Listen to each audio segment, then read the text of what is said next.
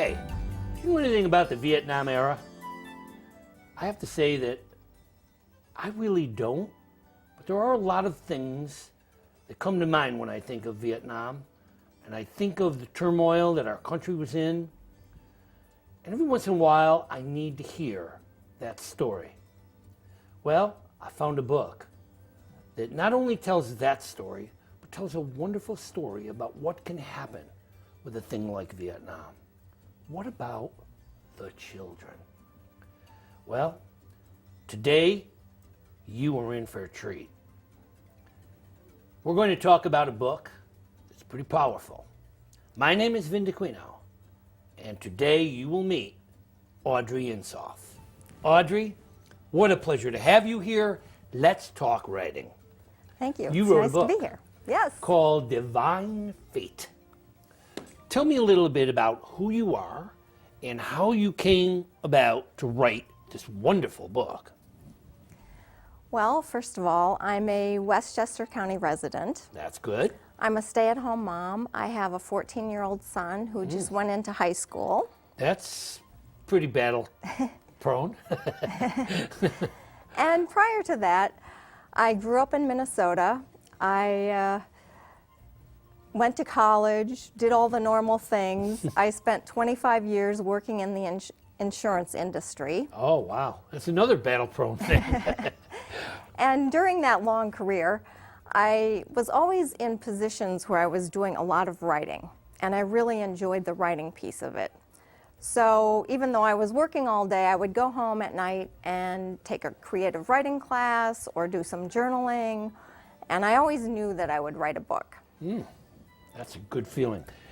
I tell young writers, they say to me, how do I know if I'm a writer? I say, does writing haunt you? Do you have a little voice in the back of your head that says, you have to do this? And they go, yeah. I said, you're a writer. Yes, exactly. Yep. It's a haunting. So this story haunted you, but you were very involved in what this story is all about. Yes, I am. So talk to us. I actually became a part of this story. Yeah.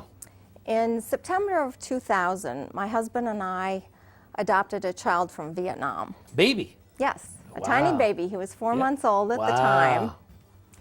And we traveled with a group. We, were with an adoption agency. And Sandy and Paul, the two main characters of this book, were the adoption facilitators. So we spent 2 weeks in Vietnam, and they took us all over.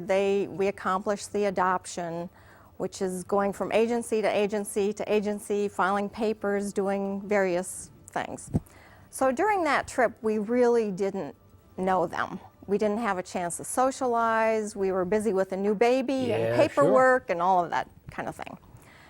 So we came back home, settled into life as a new family. And over the years, Sandy and Paul would send us Christmas cards. And every year, I would get their card and read it and say, this is fascinating. I mean, they were taking more and more trips to Vietnam every year, helping hundreds of families by facilitating their adoptions and adopting children along the way for themselves. And all of those children ended up being special needs kids. Wow. Oh. So that in and of itself was a story. But the real clincher came when I was at a party. And this was a party for adoptive parents with children from Vietnam. And I happened to mention Paul's name. And all of a sudden my friend said, Paul Pinkerton? I know Paul Pinkerton. Wow. I sat next to him on a plane. And he told me all about his Vietnam War experiences and searching for MIAs and this and that and the other thing. And I said, whoa, time out. Yeah. I said, what did you just say? So at that point, I was very intrigued. So I called Paul up and I said, I heard a very interesting tale about you the other day. Is this true? And tell me more about it. So we spent probably an hour or two on the phone. Wow. And he told me all about his experiences. And he was very humble and nonchalant. He's like, yeah, I did that stuff. And I said, well, have you ever thought of having someone document this story in a book? And he said, I've thought about it, but I haven't done anything about it. And I said, well, would you let me write it? And he said, sure. Wow. So we were off and running. Yeah. And when I think back now, it's a little laughable because we didn't really know each other. He didn't know if I could write. But you shared a passion. Exactly. And that's the key. That's Yes. the key. Yes. Yep. So he was willing to share that passion and Yes. tell you the story. Now, did you have to, was this all done by phone? We did meet several times. And at one point, we did what I refer to as an immersion weekend. He and his family were down in Florida. And I flew down to Florida on a Friday afternoon. Wow. And we locked ourselves into a hotel room. And we spent the entire weekend doing interviews. Wow. Did you tape those? Yes. Yeah. See, I do that too. And believe it or not, I still use the old cassette tape. Oh, yes, that's what I did. And I was so lucky to find a car. I found my dream car, a Mustang convertible. But the key to it, it's old enough to have a cassette player in the Great. radio. When I first went, I said, I can't buy a new car. If I do, I'm going to lose that cassette. When I go on trips, I throw my interviews in and I listen to them. Right. And I can do my work while I'm driving, which Exactly. is really nice. And I can hear back. And it's so important to be able to hear back some of the things that people said, because then you can use that information. And old ideas bring new ideas. Yes. And it keeps the wheels turning. So Exactly. you did, and then you listened to these interviews. Oh, I didn't just listen. I transcribed every single tape. Wow. Wow. And there are probably 70 people in the book that I interviewed. So Holy. it was hundreds and hundreds and hundreds of hours of Wow. tapes and transcripts and, huge And then binders when and how worth do of- you listen to these? Do you just put on headphones or something and sit and listen to it? When you're transcribing, you just keep playing it and then, and typing, playing, Wow. typing. wow. And I usually did it when my son was in school Yep. and my husband was at work, and it was quiet time, and I could sit there and just listen Yeah. and type. And Yeah. People don't realize, especially young writers, how much work it is. yes, It's work. It's a tremendous Yeah. amount of work. And that some of the work is tedious. Yes, And, people think, oh, writers, all you do is you sit around, make up stories. Yeah, but research, the research end of it, most of my books, Hauntings of the Hudson River Valley, I had to do some serious research. I had to go into cemeteries and attics and interviews and hear those tapes over and over and over again. And then when you hear one tape, you realize that this interview has a lot to do with that interview. And pieces come Right. together. And you have to put these pieces together. You need quiet head time. yes, And in this day and age, quiet head time is at a premium. It's hard to get. Yeah. Yes, so, it is. So you sit and you listen to these tapes, you transcribe the tapes, yes. and then what? Then you start putting them together and Well, initially, the way that I worked was I did a master outline, and I Okay. did that on paper, with paper and pencil. Yep. The old-fashioned way. Yep. And then I typed it into the computer and tweaked it and changed it and whatever. Yep.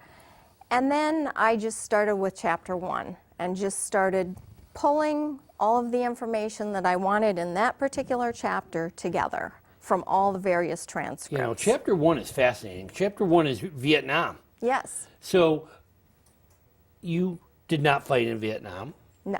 So you did a Stephen Crane, right? You had to write about these battles and all these things. I mean, it's a fascinating chapter. You did that right from your interviews. Yes. Well, what happened was that, besides interviewing Paul for hours and hours and hours about his Vietnam War experiences, I went online and I did some searching through the company, that he was in the Army. And I found several of his buddies. And they were people who had served with him, who had gone through many of the same experiences. Not exactly the same, but many of the same experiences. And so from talking to all of those people, then I pulled together the story. Wow. So now tell me the story. Well, it's a very complicated book because, first of all, when I started the book, I thought the main character was Paul Pinkerton, Right. who essentially it is. It's his story. He goes to Vietnam, he comes back, he suffers from PTSD, and then he's very troubled by everything that's happened to him. So finally, years later, he decides to go back to Vietnam and look for POWs and MIAs and has some success. Wow.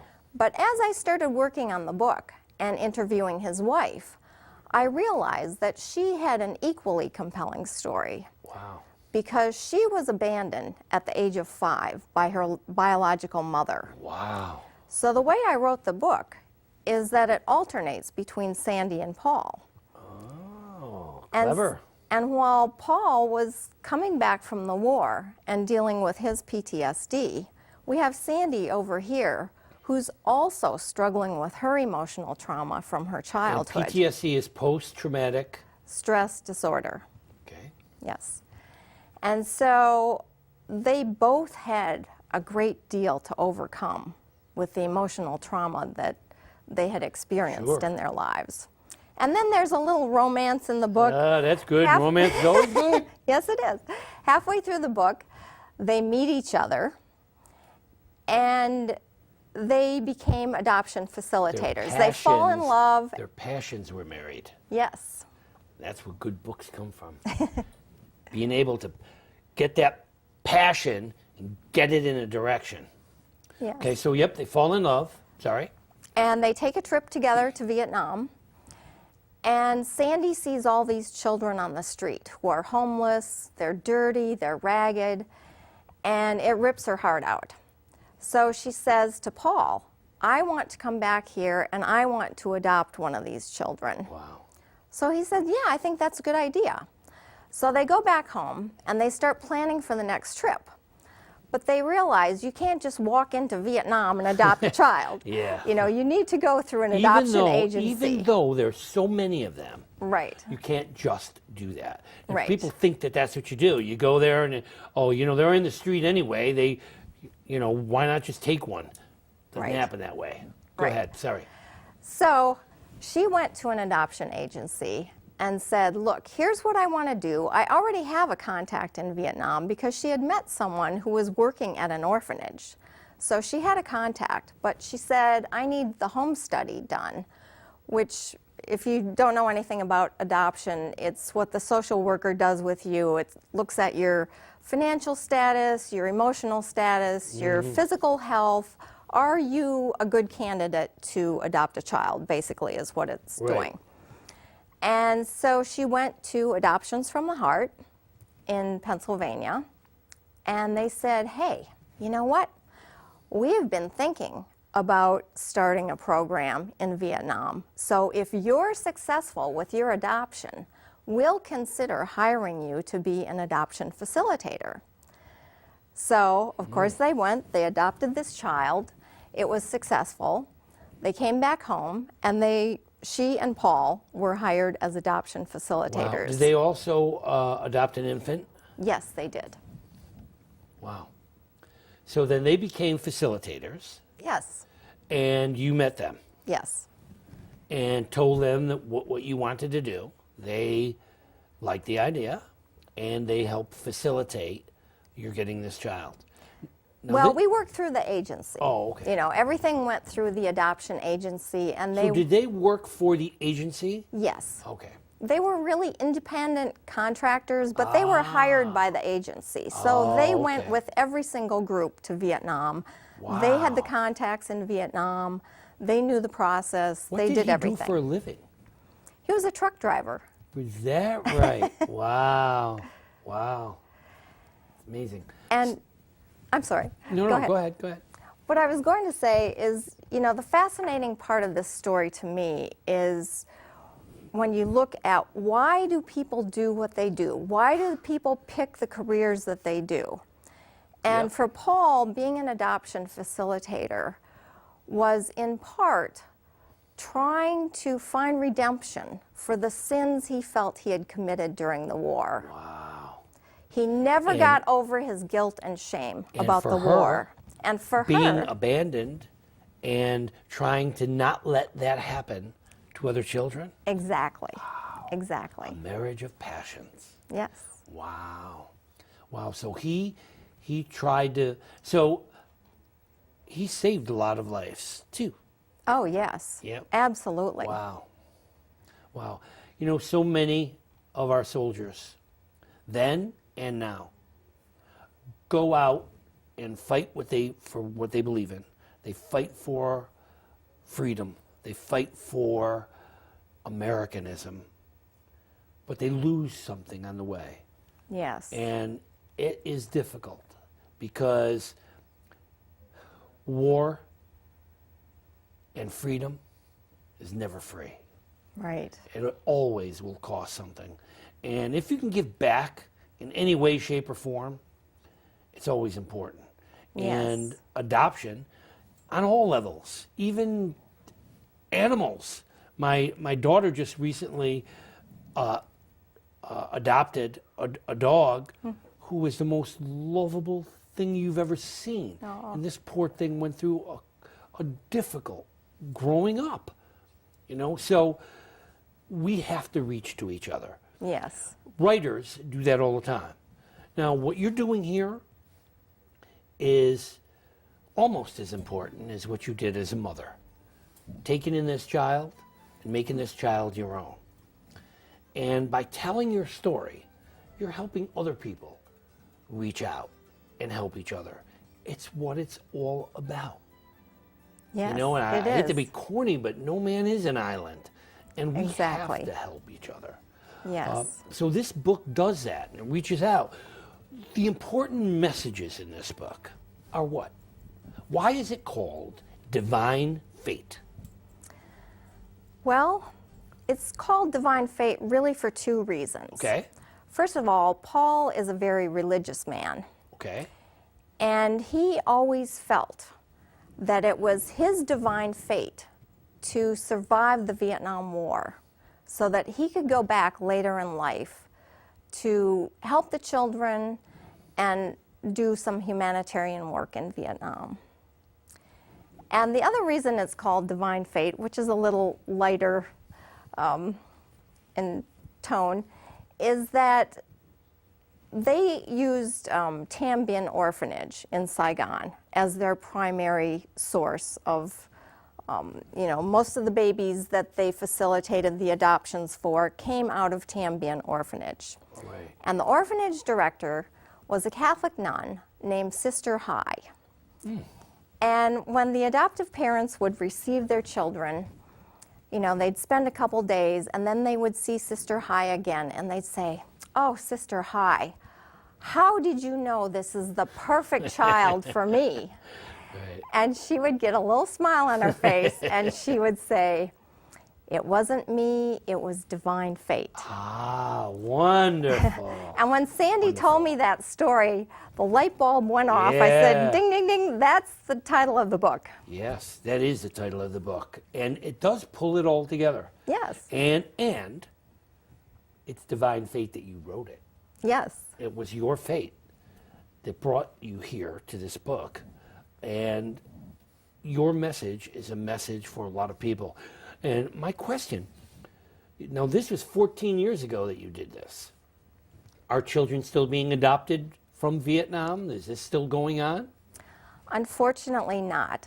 Oh, whoa. What happened, as happens in many international countries, is that adoption becomes big business. Yep. And there's corruption Yep. on both sides, Yep. both on the Vietnamese side and the American side. And so eventually they shut their doors to Americans.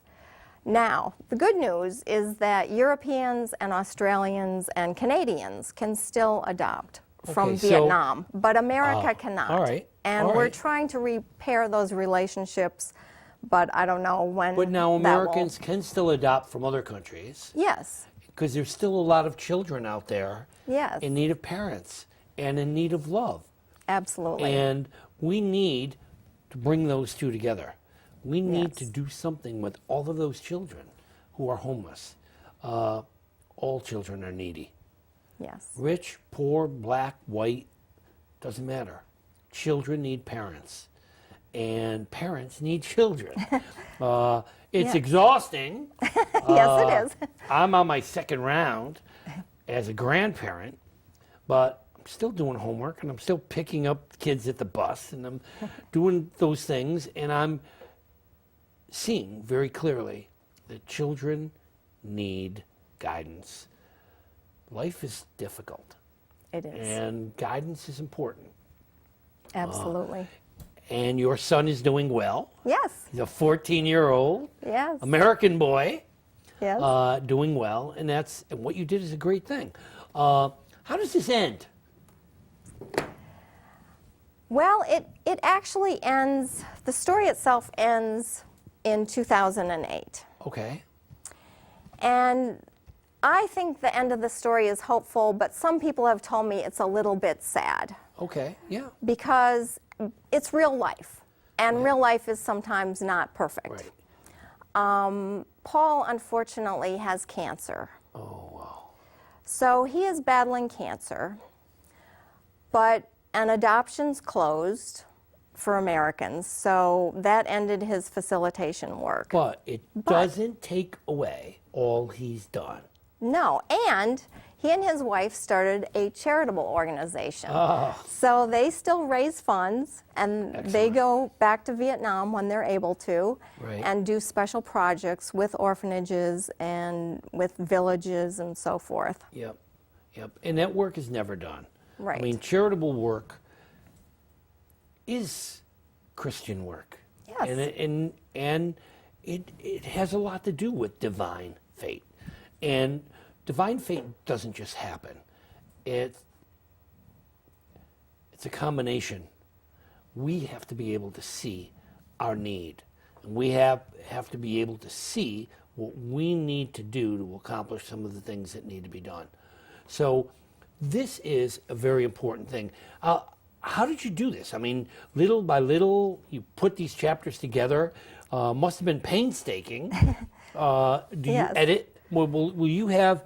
You did go to college, Yes. and you do have a background. So you got into editing your own work as well?